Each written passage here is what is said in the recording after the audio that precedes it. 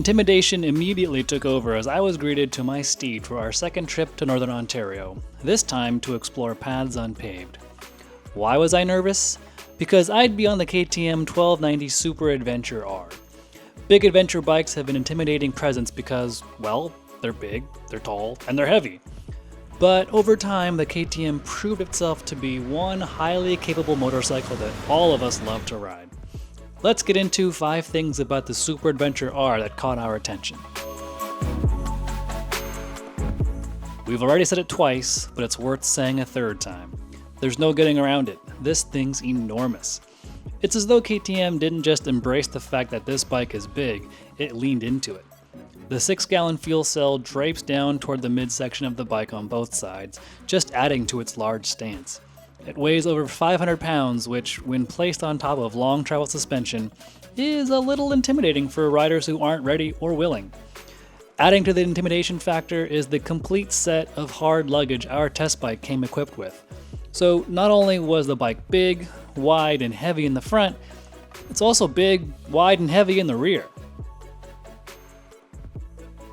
The main draw of big adventure bikes is the engine, and none come as rowdy as this one. KTM's 1301cc V-twin is an absolute animal, with a claimed 160 horsepower and 102, yes, 102 pound-feet of torque.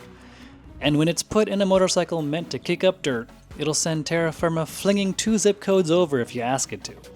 There's torque for days with this engine and an unruly amount of horsepower. If that's not enough for you while plowing through the dirt, you're a braver rider than most. Conversely, on the roads, the big twin is a great power plant for touring. It'll soak up miles without missing a beat, and when it comes time to turn up the wick, a slight twist of the wrist is all you need.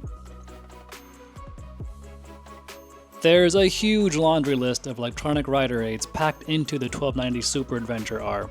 Things like traction control, ABS, keyless start, navigation, Bluetooth connectivity, and even cornering lights, just to name a few. It can all seem daunting to use at first, but KTM have integrated them very nicely.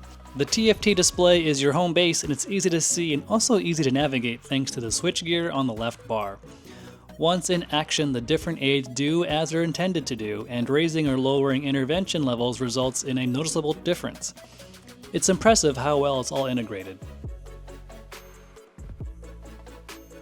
During our time in Ontario sampling some of the North's finest dirt trails while also touring Canada's finest paved roads, Ryan commented that the 1290 Super Adventure R would be his pick for doing it all.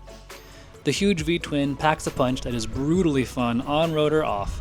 The long travel suspension that soaks up gnarly terrain off-road is more than capable of providing a nice ride on-road, and the cockpit is an overall comfortable place to be, sitting or standing.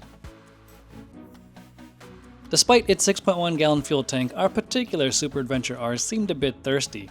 We only averaged about in the high 30s as far as fuel mileage goes. It's true that we'd be heavy-fisted with the throttle at times, but much more of our time with the bike was spent cruising at steady throttle and reasonable speeds. Sure, a big 1300cc V-twin engine is bound to be a little thirsty, but we also have a suspicion that the box-like shape of the accessory panniers didn't do the bike any favors in the aero department either. Probably led to us visiting the gas station more times than we thought we would.